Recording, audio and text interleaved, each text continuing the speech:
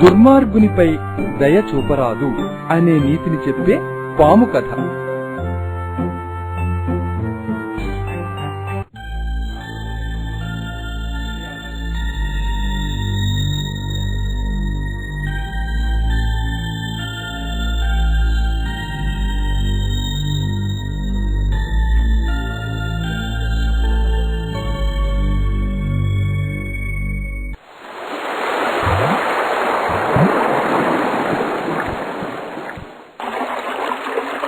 అరే, ఏమిటది?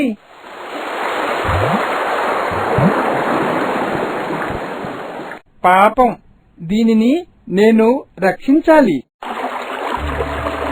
ఇది నీళ్లలో తడిచి చలికి చచ్చిపోయేలా ఉంది.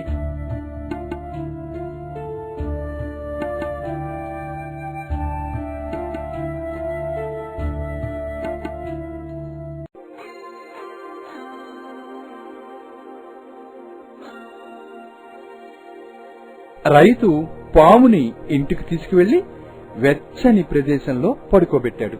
ఈ పాలు కూడా తాగితే దీనికి ఓపిక వస్తుంది. భలే భలే భలే భలే భలే, పాము బ్రతికింది, పాము బ్రతికింది.